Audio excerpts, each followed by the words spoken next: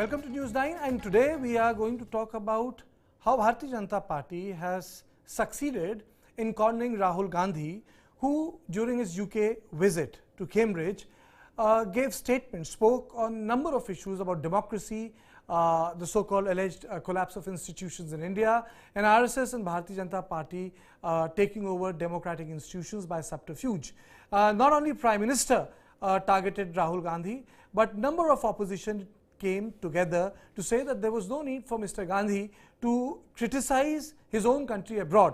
Many Congress supporters were also of the view that the gains of Rahul Gandhi made during the Bharat Jodo Yatra, which evoked a lot of sympathy for him because he was on road for more than 3 months from Kanyakumari to Srinagar. He frittered it away by directing his energy on something which was not required. So first let us listen to the bite of the Prime Minister Narendra Modi and what Rahul Gandhi said, and then we'll start the discussion with our panel. ये दुर्भाग्य है कि London में ही भारत के लोकतंत्र पर सवाल उठाने का काम किया गया। भारत के लोकतंत्र की जड़ें हमारे सदियों के इतिहास से सींची गई है। दुनिया की कोई ताकत भारत की लोकतंत्र की परंपराओं को नुकसान नहीं पहुंचा सकती। बावजूद इसके कुछ लोग भारत के लोकतंत्र को लगातार कटघरे में खड़ा कर रहे हैं। Indian is under attack, right? The institutional framework which is required for a democracy, parliament, a free press, the judiciary, just the idea of mobilization, just the idea of moving around, these are all getting constrained. So we are facing an attack on the basic structure of Indian democracy.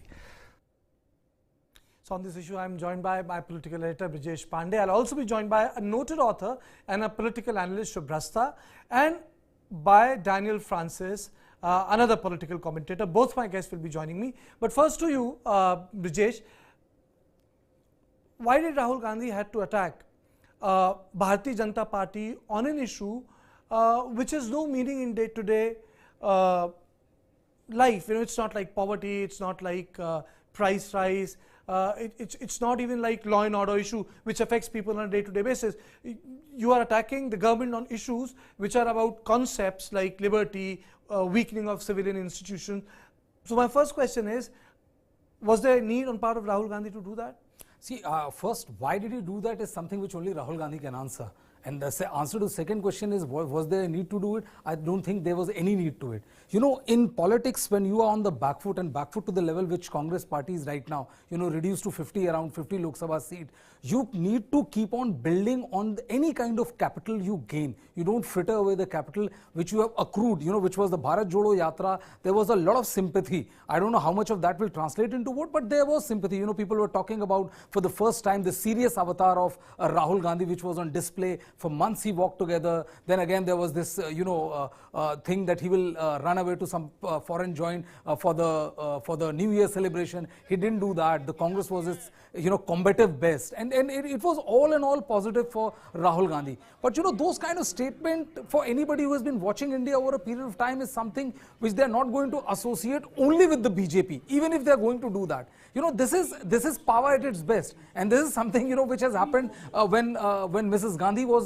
in power. This is Mrs. Indira Gandhi was in power. So and you know, there's no proof that you know that you have the judiciary which is completely subverted, or you have institutions which has completely gone away. You are less in number, and that reflects on the decibel with which you speak in the Lok Sabha. That is just a numerical advantage which the government of the day has. They have around 300 plus members, so they will any given day outshout, outdo anything which a 50-member party can do. And I don't believe that, you know, that no TV channel or nobody is showing what Rahul Gandhi is doing or Rahul Gandhi is raising objection to. So I think, I mean, if he would have been in a slightly more, if I had more heft of power, this might have made sense. But at this point, when his main priority should be fighting elections in these 8-9 assembly elections and winning them and gaining more traction for the Congress party, I think this was completely avoidable. But there are two things also, Brajesh. Not only Rahul Gandhi decides the agenda of the Congress party when he is not the Congress president or the vice president, he actually bulldozes the entire leadership in accepting what he thinks is right. In 2018, the Rafale became an issue. Congress party was very reticent to attack the Prime Minister then on the issue of corruption. But Rahul Gandhi persisted. Then he resigned, saying that he was the lone person fighting. And in 2023, a year before the Lok Sabha election, Rahul Gandhi again takes up the issue of crony capitalism. Now the game is different. He's taking the name of another industrialist, an Hindenburg report. So I think, there's consistency in his inconsistency, that he picks up issues on his own volition at a point of time when the entire party is not prepared for it. See, Karthikeya, when I started my answer, the first answer, I said, it depends on the kind of political capital you have.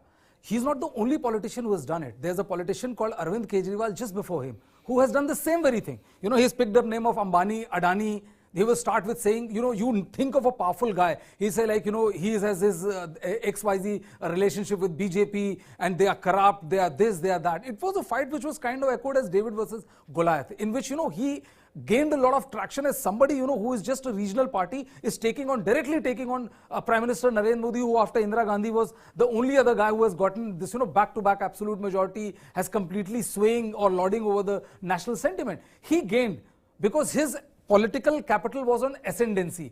What Rahul Gandhi is not realizing is that, he may want to ensure that the charges of corruption sticks on Prime Minister, but he doesn't have the political capital to back up the allegation which he is making it. So all Ambani, Adani or whatever other industrialists you may want to, call them names or question their allegiance or so-called allegiance to the ruling capital, since his political capital is on decline, nobody is believing him. And this is something which he needs to understand. For him to ensure that his words carry weight, he first have to create the required heft. He doesn't have the required heft. When you're saying that he doesn't have the required heft, Rahul Gandhi has pushed Congress party and again and again to take up issues which the Congress party is not prepared to. For example, in Bharat Jodo Yatra, the whole idea was to create an environment in India which is about secularism, which is about interfaith interaction. It was about bringing society together.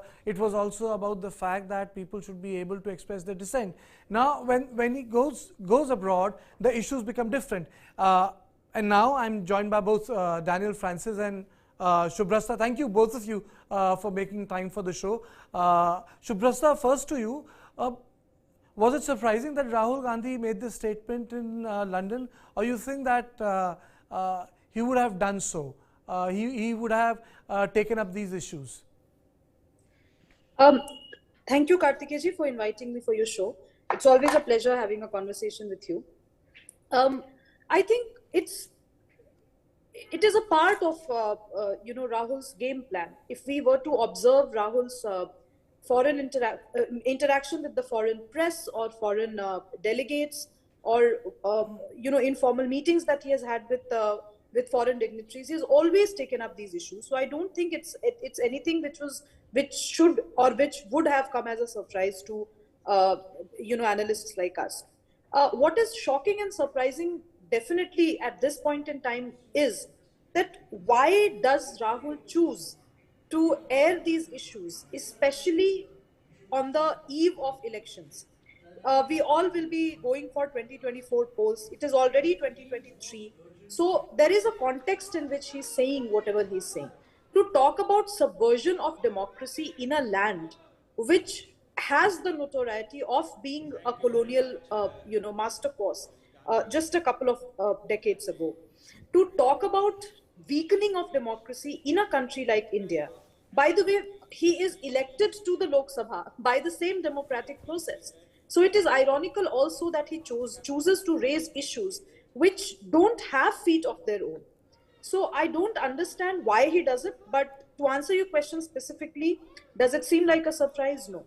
It Doesn't seems seem like a normal thing from his it doesn't playbook. seem like a surprise. Daniel, most of these issues haven't created political dividends for the Congress party. In 2018, the Rafale didn't create any dividend. Again, the goalposts have been changed after Bharat Jodo Yatra. What is your understanding of it? You know, he has taken up issues for which the Congress party in itself has not been ready. Because he considered himself different about the Congress party. I don't think he likes the Congress party political and economic agenda at all. He wants to create his own agenda, and he wants to make that agenda his own agenda. And he always wants to be different. The question is that becoming different, he's becoming indifferent to India's political realities, and that is why acceptability is very, very low. Rahul Gandhi is a very poor agenda setter for the party that he represents. And consistently, he has not been able to set the agenda for his party. Whether what is spoken in UK or whether it's what is spoken in Kashmir or Bharat Jodo doesn't really matter. Because one thing is that, you know, he rarely speaks like a politician. He speaks more like an activist.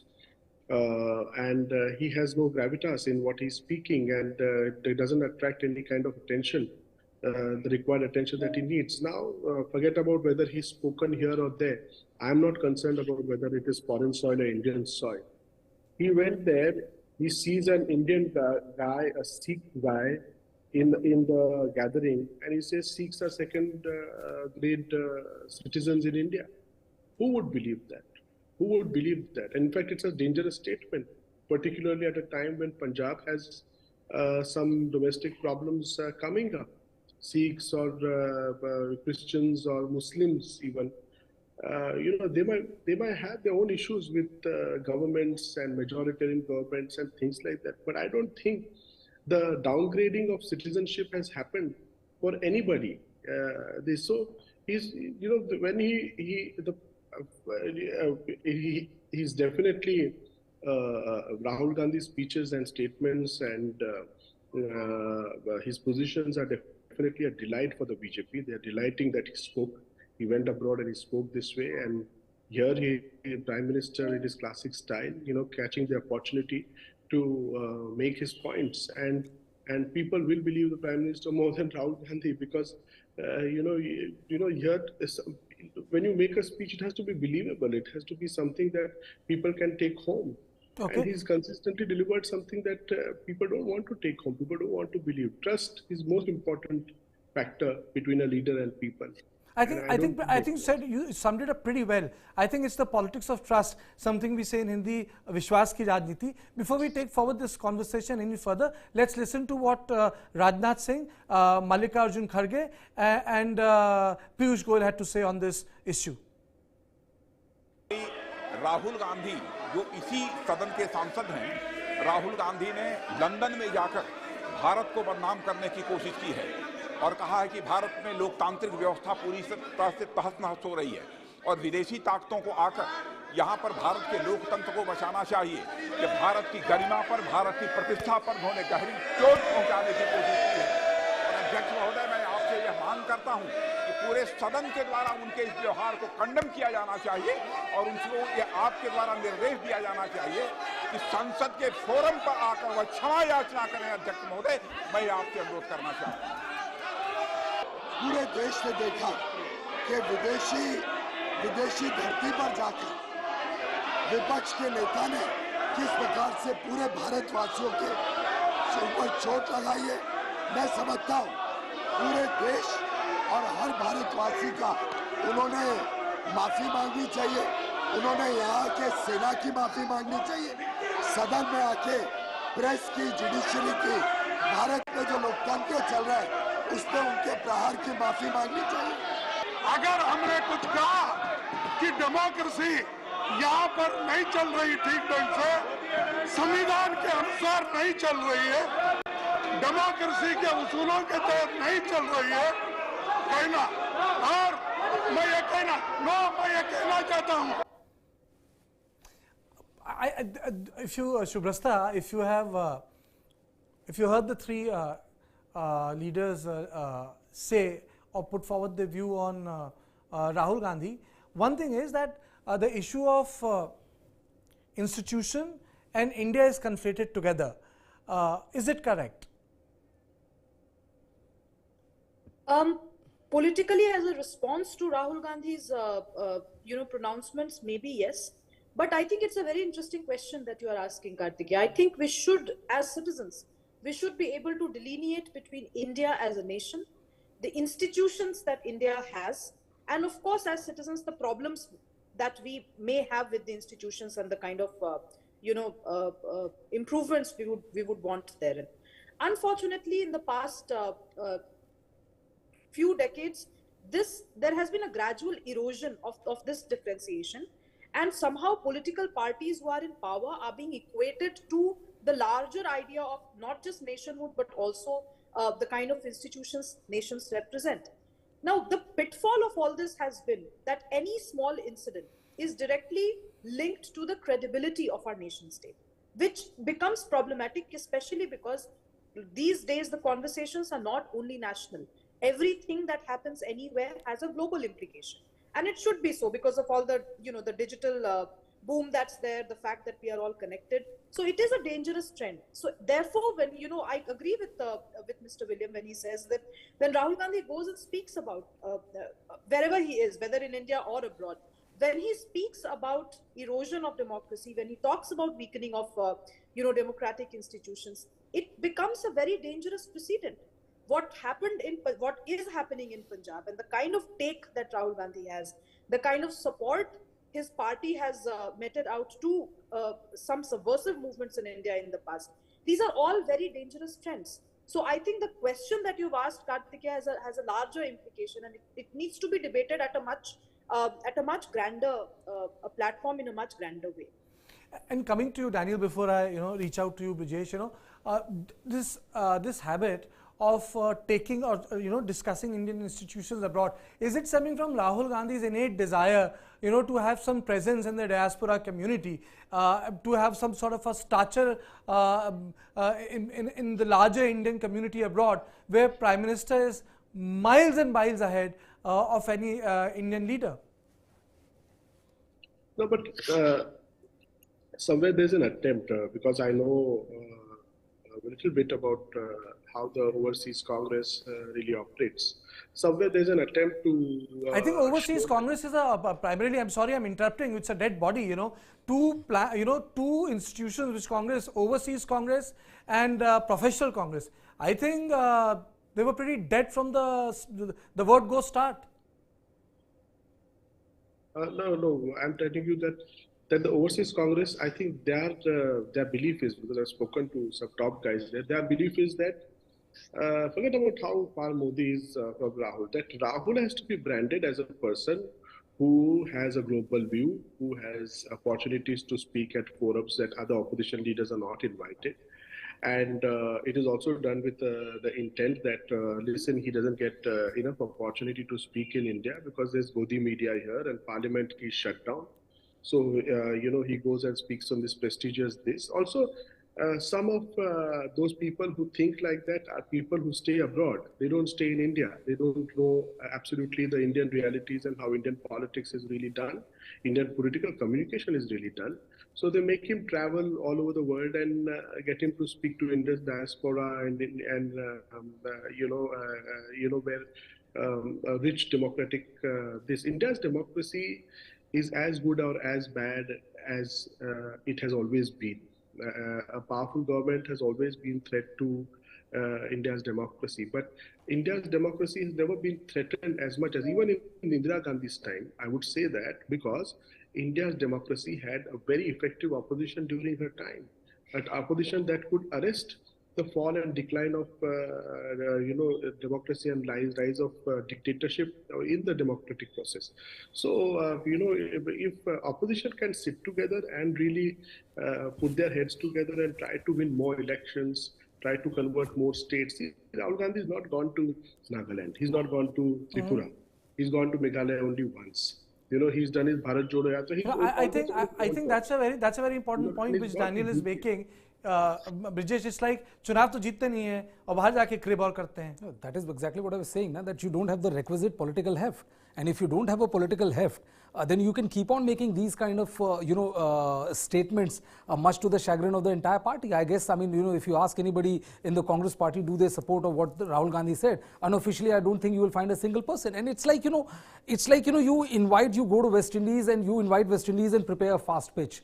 And then you crib that, they tore through your top 5, batsmen and all. The point is that, are you playing to the pitch of the BJP? Yes, you are.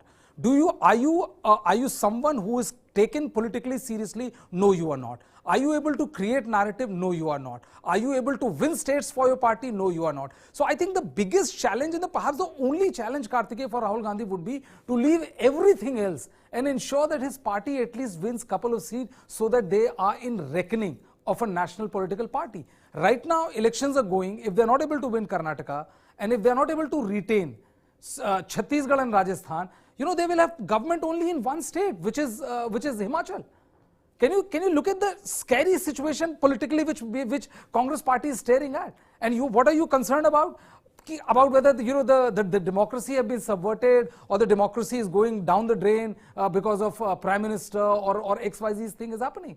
It is like saying that you have no idea the kind of crisis your party is staring at or you yourself are staring at as an individual, and yet you are going about addressing every other concern in the world. And this is very strange. And the second part which I was trying to say, Kartikeya, is also everybody is able to look through the kind of fraud which is being perpetuated by the Congress party. You say that you are not the president, and yet you are accorded the status which makes you super president. You are the one who is in the limelight for the entire Bharat Jodo Yatra. You are the one who's taken abroad. You are the one who speaks to Harvard, Cambridge and various other universities. And you are not the president of the party. Whereas president of the party is left there in parliament to defend what Rahul Gandhi has said. So I think, he has to come to terms with several realities. But unfortunately, he doesn't want to, or his coterie doesn't allow him to. But you're looking at a very precarious time as far as the Congress party is concerned. I think one of my panelists, Daniel Francis,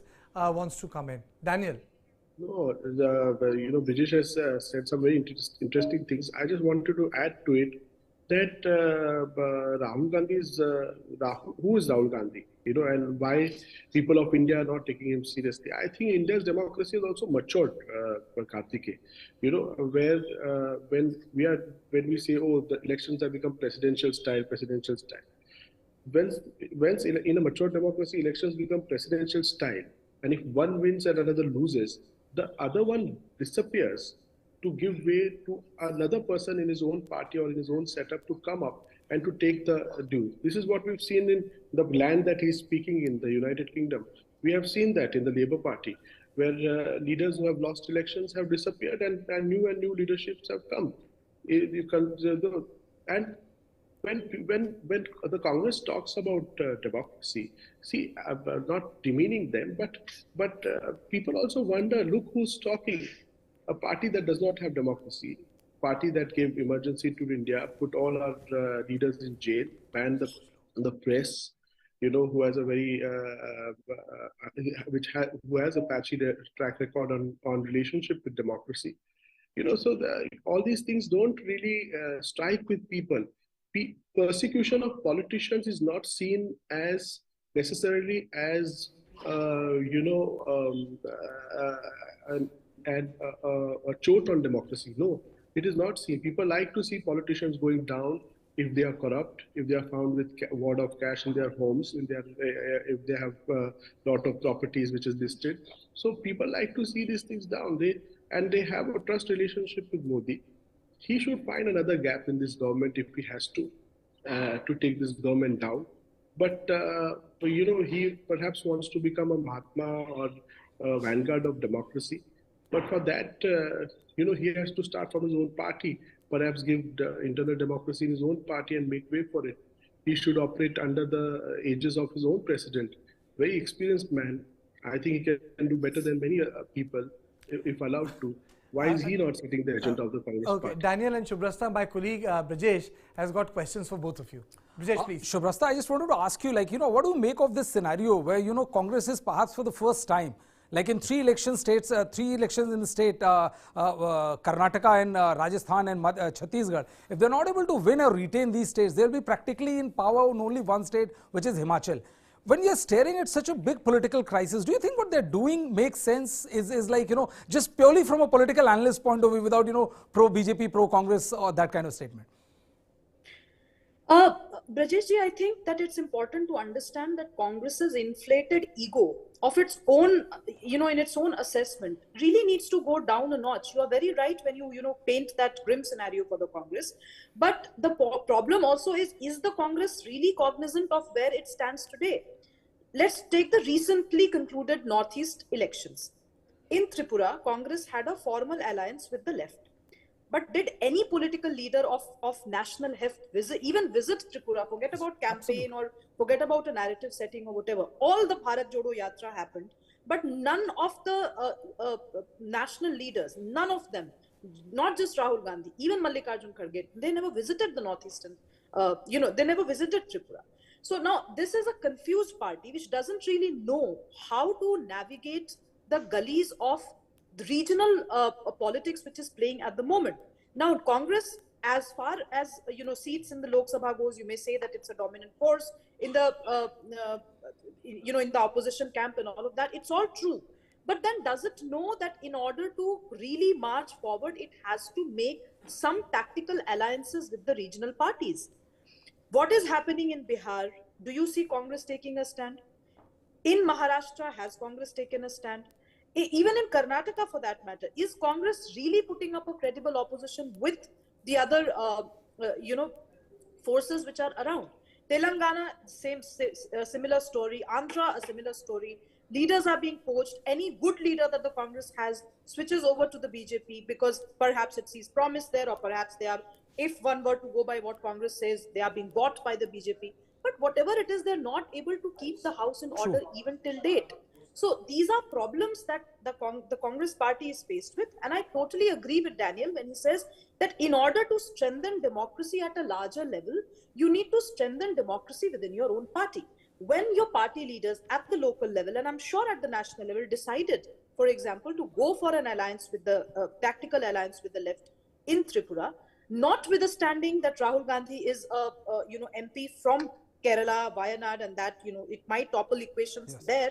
At least they should have taken a more strategic approach to having, having fight that election in Tripura, because Tripura had a very good promise for the Congress and the left combined to come back to power. We just have to look at the numbers to know that.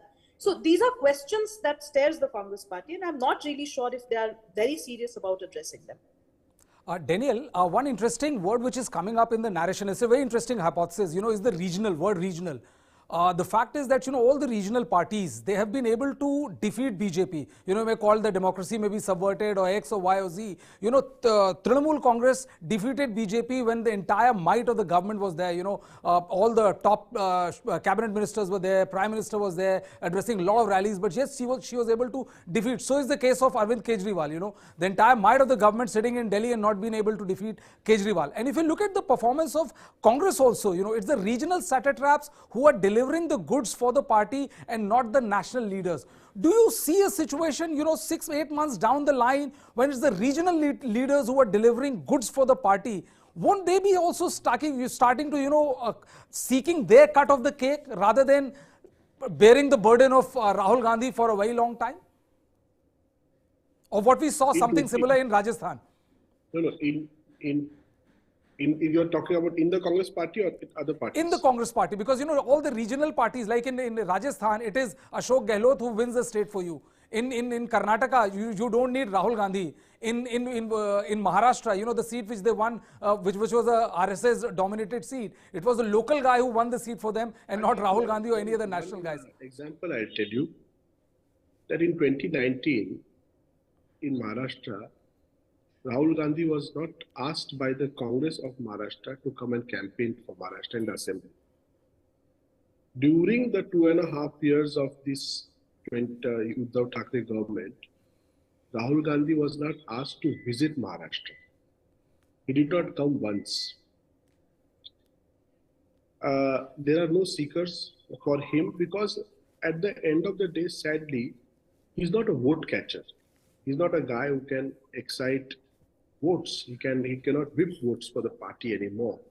That is why he had to shift his own seat from Amethi to Wayanad.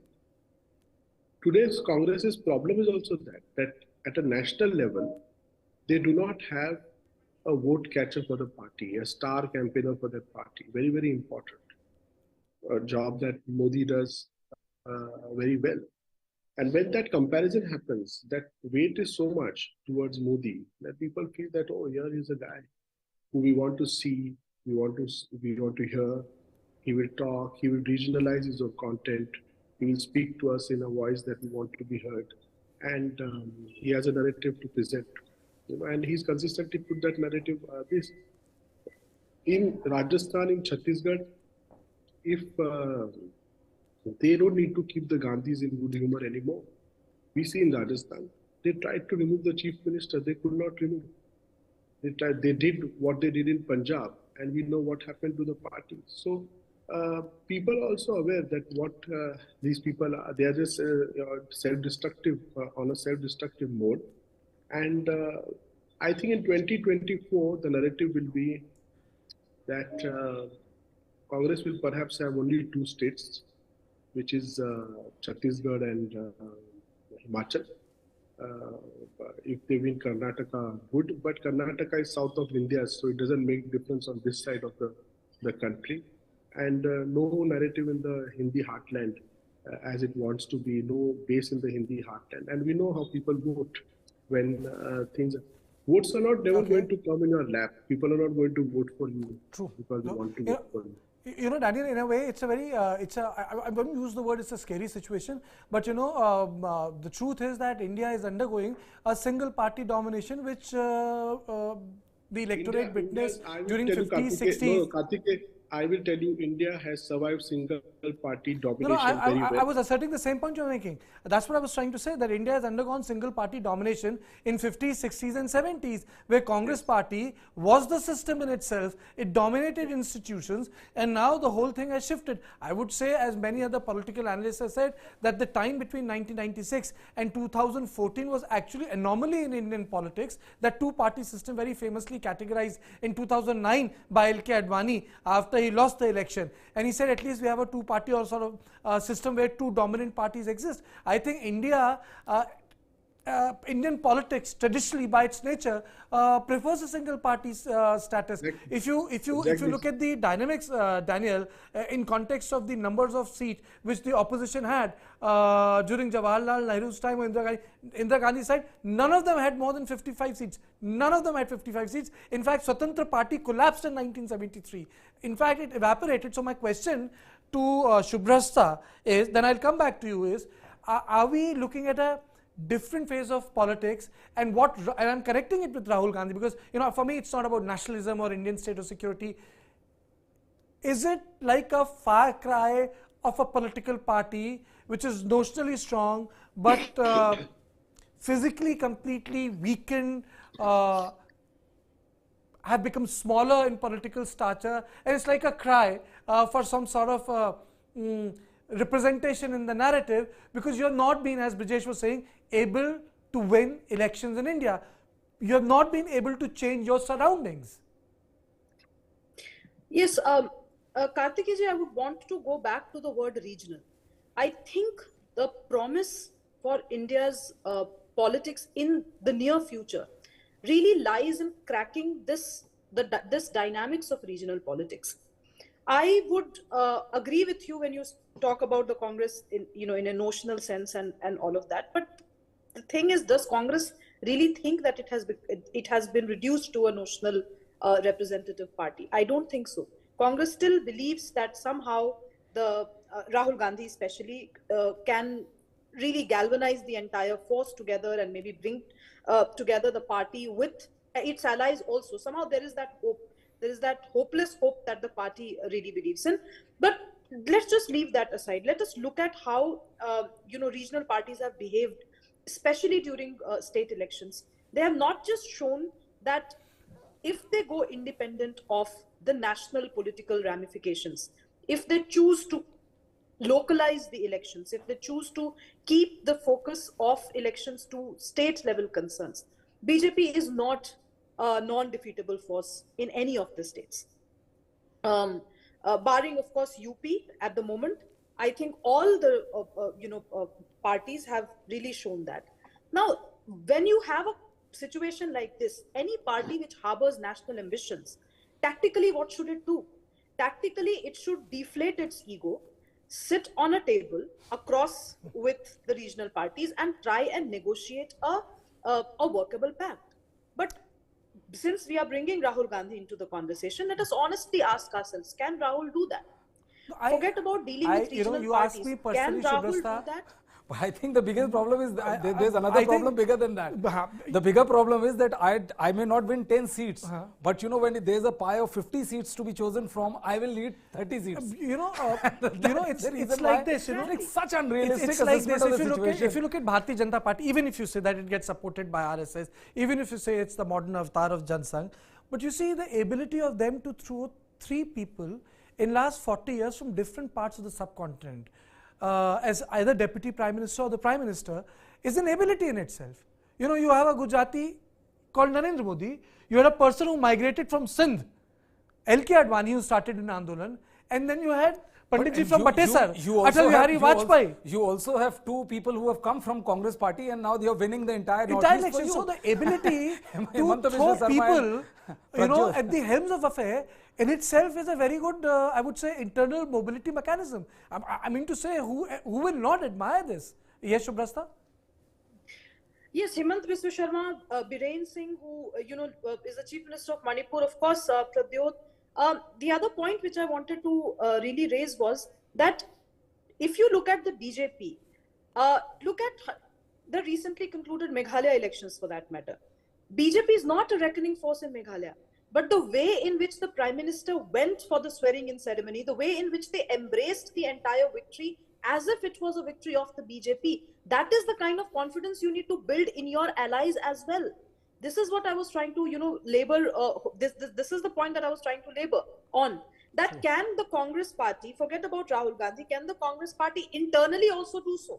Forget about they having a conversation with regional players. This humility in politics to actually look at an Excel sheet with all the election results, electoral results, and of course your recent surveys, and to assess yourself and say, well, this is a situation we are in. We need to take a back seat in a few seats and then perhaps work on a larger narrative. I don't think that kind of tact exists in the Congress party today. And it is because they are living in a la-la land where they believe that somehow they are the dominant political opposition voice in the country. And which is why they go on to make such ludicrous statements, which does not have any political value. Rather, it goes on to diminish whatever little stature they might have built on the shoulders of their local leaders. I think it is also because of the fact that, one cannot deny, and I am not stating the usual Shubrasta, Modi is the biggest differentiator today. There is no doubt, people say that, RSS has made the difference, this political system has made the difference. Modi makes the difference, and that really needs to be accepted. And but Karthik, there's a slight hitch. I mean, you talk about RSS, you talk about Janasangh, you talk about all those political, themes and all. Modi was the catalyst which got BJP from a near dominant force to the dominant force as part of the country is concerned. But anybody who has shown the will to fight has defeated BJP. So it's not like, people are invincible. It's just that whether you have in it yourself to actually think that, you can take on Modi. Sadly, Rahul Gandhi has not displayed that kind I'll actually take on from your argument and conclude there. I think what Congress party has is a leadership deficit. And I think on this note, I'm going to end this program. They really have a leadership deficit. Maybe some other leader would have said the same thing. People would have perceived it differently. So it's not only the message, but also messenger makes the difference. The issues which Modi took up was not something which LK Advani did not take up in 2009. But Modi made all the difference. So it's the combination of the message with messenger that makes a difference. Thank you, Brijesh, very much. Thank you, Shubrasta. Thank you, Daniel, for joining me on News 9 for a very interesting discussion as to why Rahul Gandhi continues to make statements which create no political dividend for him and Congress party. Thank you.